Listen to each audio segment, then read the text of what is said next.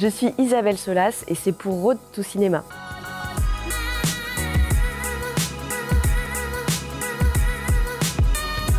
Isabelle Solas, bonjour, merci d'avoir accepté notre invitation. Vous êtes ici au Festival Pluriel pour présenter votre documentaire en compétition. Nos corps sont vos champs de bataille, un documentaire sur les femmes transsexuelles en Argentine. C'est important de le souligner car chaque jour, ces femmes trans sont victimes de discrimination, allant même jusqu'à l'horreur, l'assassinat. Pourquoi avez-vous choisi de traiter ce sujet? En fait, c'est qu'au-delà de ce sujet, ces femmes s'emparent de toutes les questions politiques qui me semblent nécessaires et importantes aujourd'hui. Je pense que moi, j'ai commencé le film au moment où je réalisais l'importance d'être féministe aussi. Voilà, moi, elles m'ont appris énormément sur la lutte, sur une façon de réfléchir aussi. Enfin voilà, c'était aussi une quête un peu intellectuelle qui se développe à partir de leur corps, donc c'est aussi très cinématographique, quoi. Enfin voilà, c'est ça qui m'a décidé. Comment vous êtes entrée en contact avec Violetta, Claudia? Comment avez-vous réussi à gagner leur confiance? En parlant de politique, je pense que c'était vraiment ça qui nous a mis d'accord, c'est qu'elles ont compris elles ont compris qu'en France, il n'y avait pas du tout tous les droits qu'elles ont acquis en Argentine.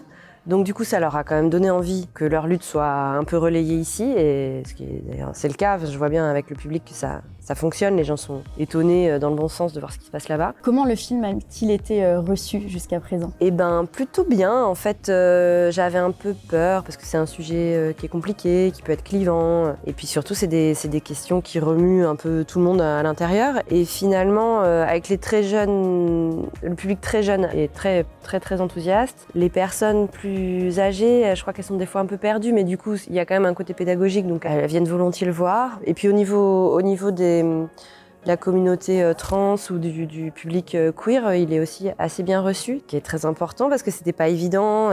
Aujourd'hui, il y a toute la question de savoir qui peut parler de quoi, à quel endroit on se place pour pouvoir regarder des sujets de société. Je pense que c'est important d'avoir été labellisé, quoi.